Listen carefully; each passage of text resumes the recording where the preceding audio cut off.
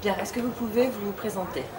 Oui, Aldo Gruarin, de nationalité italienne et puis naturalisé bien sûr dans les années 60 à Toulon.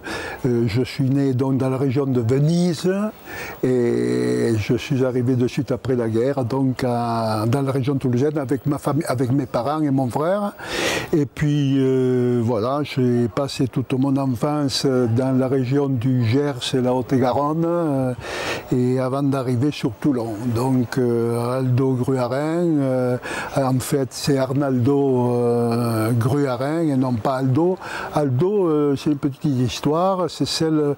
On arrivait donc de suite après la guerre et les Italiens en France et donc il y avait une consonance, il y avait un peu une réputation telle de suite après la guerre qui me gênait un peu et Arnaldo, en fait, je ne l'ai jamais dit, c'est la première fois que j'en parle depuis 60 ans. Arnaldo, Mussolini s'appelait Arnaldo. Et moi, je ne voulais pas apporter ce nom, ce prénom d'Arnaldo. Donc, et puis, c'était plus facile pour le prononcer Aldo qu'Arnaldo. Voilà le pourquoi de ce surnom. Et puis, maintenant, je l'ai baptisé depuis fort longtemps, d'ailleurs, que c'est mon nom d'artiste. Quel est votre parcours professionnel? C'est celui d'ici, il débute justement à Toulon parce que c'est le rugby qui m'a poussé à rester. Et donc, mais le rugby, c'était qu'un jeu, parce que dans la famille, on jouait à l'époque, c'est pas autre chose. Donc, on pensait plus au travail qu'au jeu. Donc, c'est toujours cette notion de travail et jeu. On joue à l'école, mais après, on ne joue plus au travail. Donc, c'était mon cas. Et quand je suis donc venu à Toulon, non pas pour jouer, mais pour travailler, mais on m'a dit il faut jouer. Bon, on va jouer, mais moi je veux travailler. Donc ça s'est déclenché avec les entreprises Meffray de l'époque qui aujourd'hui c'est Pigeorno, mais à l'époque c'était les entreprises Meffray qui s'occupaient du nettoiement de Toulon et de la région, qui m'ont embauché chez eux pour un travail et parallèlement je menais le rugby, quoi. Je jouais au rugby. Et puis ça a pris de telles proportions, le rugby, on a vu que j'avais des qualités, et bon, on a forcé la dose, on a mis l'accent un peu plus sur le rugby que sur le travail, mais moi j'avais toujours dans ma tête de l'avenir, l'après-jeu. L'après-jeu, c'était le travail, en même temps. Pardon. Et voilà pourquoi l'option que j'avais prise à l'époque, puisqu'on a insisté beaucoup là-dessus, j'ai dit, mais attendez, il faut que je trouve quelque chose qui aille avec le sport. Et pourquoi pas un magasin de sport, créer un magasin de sport. Je l'ai créé de toutes pièces, non pas ici où nous sommes, mais c'était à la place Puget, un petit couloir que j'avais découvert et où j'avais démarré, où je suis resté quelques années, et puis en 70, j'ai créé Gruarin Sport sur la place Louis Blanc. Quel est votre lieu préféré dans Toulon? C'est le port et le Pharon.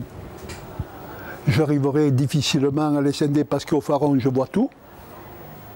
Je vois tout, la mer, je vois tout, la ville de Toulon, hein, et puis le port de Toulon, parce que c'est quand même quelque chose de fabuleux de voir ces croisiéristes, voir ces bateaux de croisière, ces voiliers, ces gens qui arrivent de tous les bords, qui viennent de loin, de plus de moins loin. C'est une autre population, c'est chouette, ces bateaux qui sont merveilleux, il y a des voiliers qui sont extraordinaires, donc mes 2 points, c'est cela. Oui. D'où vient l'écusson sur le maillot du RCT? L'écusson, c'est pas compliqué, c'est notre, j'allais dire, notre ami.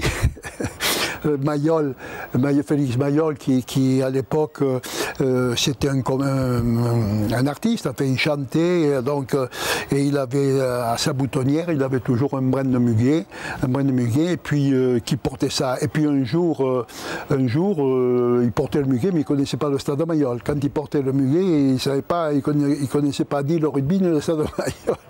Donc un jour qu'il se promenait, puisqu'il se promenait en carrosse, on baladait il le baladait dans Toulon, et en passant devant le stade, là, il a entendu des cris, et alors il demande au chauffeur, mais qu'est-ce qui se passe là? Ah ben c'est le rugby. Ah ben c'est quoi le rugby? Ah ben ils jouent au rugby. Ils ont continué une fois, deux fois, et au bout de deux ou trois fois, et finalement il a été accompagné au stade Mayol. Viens voir un peu ce qui se passe. Tu entends crier, mais tu ne vois pas ce qui se passe. Et voilà comment ça a démarré. Ça a démarré que les contacts entre le rugby et lui, c'est ça. Et après, comme il était souvent au casino de Paris, il chantait là-bas. On allait, enfin moi j'y allais pas puisque c'était avant moi, mais les générations d'avant, quand ils allaient jouer à Paris, le soir, évidemment, ils allaient au casino et c'était Félix qui les invitait. Il était invité. Et d'une parole à une autre, d'une année sur l'autre, petit à petit, et pourquoi pas tu viendrais pas nous soutenir? Et évidemment, il y a des échanges, des contacts entre eux, qui a fait qu'à un moment donné, il a offert les tribunes de l'OM, là-bas, les vieilles tribunes de l'OM, il les a offertes, il les a payées parce qu'ils faisaient des travaux, ils ont installé ces tribunes là-bas, à la Ciotat, elles étaient exactement à la Ciotat, ils les ont portées ici, c'est lui qui a payé. Il a payé, à partir de là, on a donné le nom du stade Mayol. Voilà la raison pour laquelle on appelle le stade Mayol. C'est lui qui a offert ça, et c'est parti de là. D'accord, c'est terminé, merci. J'espère que ça vous satisfait.